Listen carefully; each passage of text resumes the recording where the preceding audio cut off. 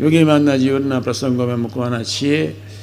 અને તમને બધાને ખાસ કહેવાનું, તમે આજે આવ્યા છો, 7-8 હજાર સેવકો હશો. એક્ઝિબિશન જ્યારે અહીં કરીએ, આ અક્ષર પુરુષોત્તમ મહારાજનો ગુણાતીત જ્ઞાનનો, એટલે આ એક્ઝિબિશન બીજા જોવા આવે બહુ સમજ પડે નહીં અને ઓછા આવે.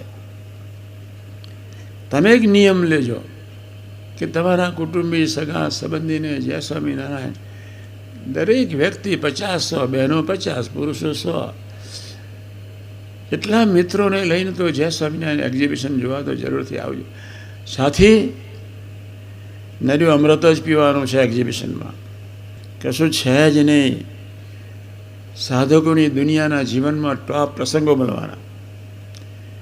અમેરિકામાં બરાબર 100 ટાબોરીઓ મરણીય છે, મરણીય આ પાર કે પેલે પાર.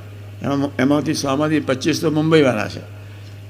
મુંબઈવાળાને મેં કહી દીધું કે તમારે મુંબઈ નહીં જવાનું, અહીંયા તો આવવાનું છે. પહેલી ને બીજી સાધકોની દુનિયામાં સાધક તરીકે જીવનાર, આત્મીય થઈને જીવનાર, ટોપ સુહૃદભાવ, જેને ખરેખર ટોપ સુહૃદભાવથી જીવવું છે, એને માટે તો એક્ઝિબિશનનું ઓબ્ઝર્વેશન, એ ગુનો, એ પ્રસંગો, એનું મનન ચિંતન અને પ્રાર્થના મસ્ટ છે.